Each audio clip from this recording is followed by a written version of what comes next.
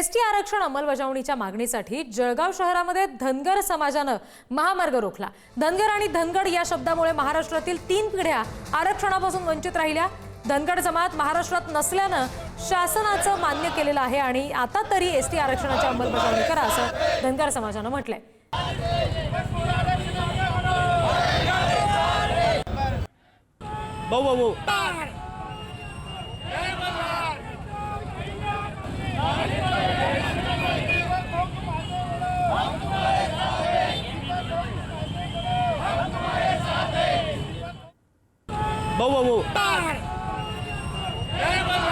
अशिक्षित या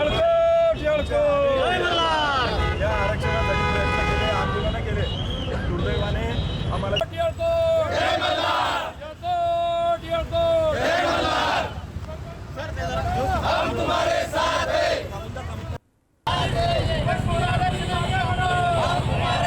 जगामध्ये सुरू असलेलं हे आंदोलन आणि त्याची दृश्य आपण बघतोय। एसटीच्या आरक्षणासाठी धनगर समाज रस्त्यावर उतरलेला आहे। आपल्या शेळ्या मेंढ्यांसह जोरदार घोषणा देत आरक्षणाची मागणी या समाजाकडून केली जाते।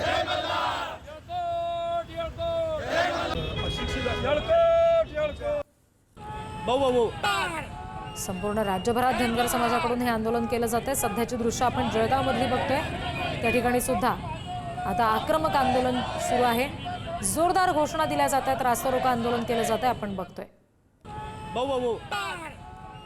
एसटी आरक्षणाच्या अंमलबजावणी करावी या मागणीसाठी जळगावमध्ये धनगर समाज बांधव आक्रमक झाले आहेत। आज जळगावमधील महामार्गावरील आकाशवाणी चौकात धनगर समाज बांधवांतर्फे रास्ता रोको केला जात आहे।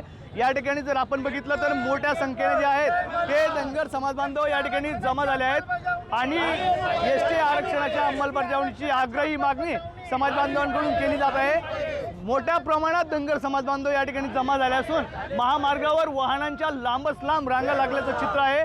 आपण धनगर समाज बांधवांशी बातचीत करण्याचा प्रयत्न करूयात। दादा, एसटी आरक्षणाची अंमलबजावणी आक्रमक आंदोलन जे आहे ते या ठिकाणी केलं जातं, काय प्रमुख मागण्या आहेत? धनगर समाजाची मुख्य मागणी आहे, आम्हाला आरक्षण पाहिजे। आमची मागणी नाही तर आरक्षण ऑलरेडी आरक्षण आम्हाला आहे एसटीचं, त्याची अंमलबजावणी व्हावी।